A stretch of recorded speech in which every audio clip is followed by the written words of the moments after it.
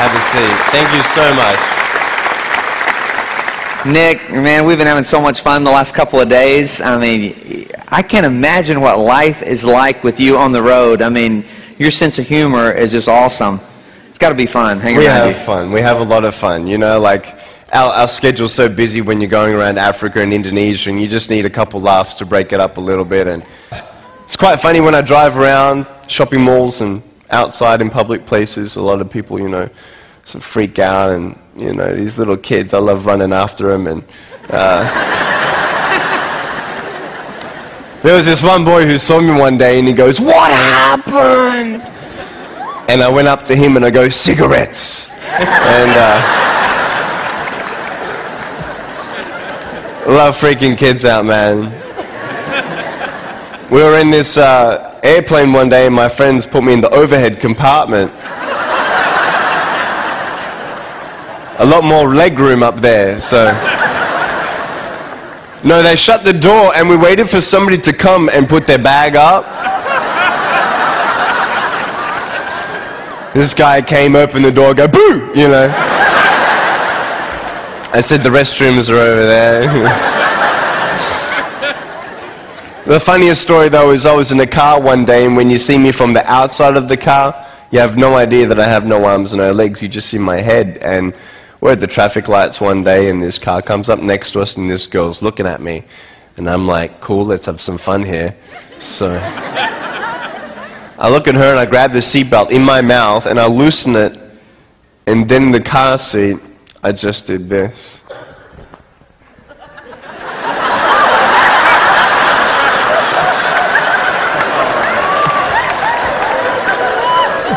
She was like, I've never seen anybody so desperate for a green light in my life. It was, you know, that's a couple funny stories for you. That's awesome. Yeah, we have a lot of fun. We've been having a blast the last couple of days, but I know, Nick, when you were born without limbs, there's no medical reason for it, and your parents, I can't imagine what they felt, you know, with kids teasing you and wondering why God did this. Did you ever question God? Definitely, definitely. I went to church every Sunday and went to Sunday school and learned, you know, all the favorite Bible verses like Jeremiah chapter 29 verse 11. "For I know the plans I have for you, declares the Lord, plans to prosper you and not to harm you, plans to give you hope in a future."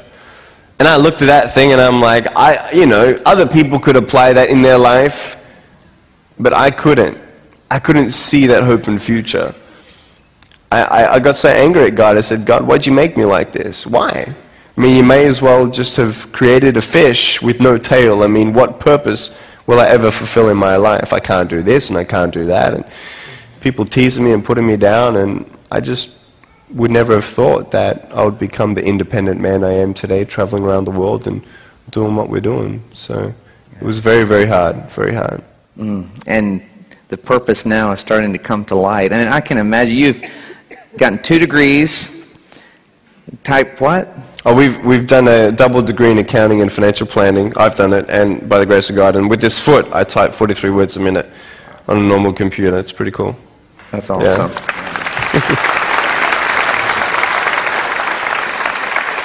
Well, what was the turning point for you? I mean, questioning God, not knowing the purpose. I mean, what happened to get you to realize that God cared about you even in these times where you couldn't see it? Right.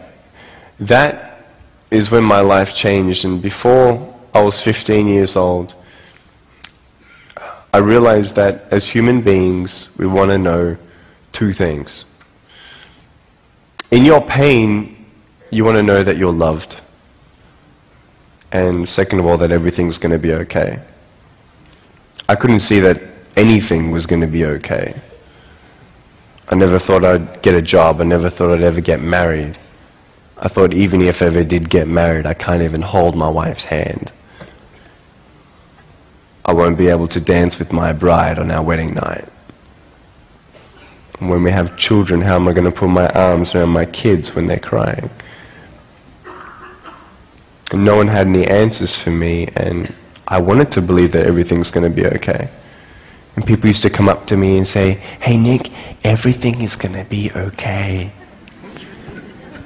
I used to go to him, everything is going to be okay. I want to go up there and headbutt him, you know what I mean? Like, what do you know? You don't know how my pain is. You don't know what's around the corner. How can you tell me that everything's going to be okay?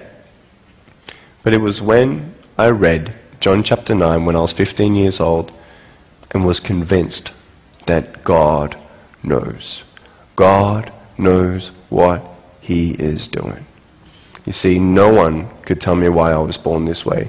And no one could tell the blind man in John chapter 9 why he was born that way either.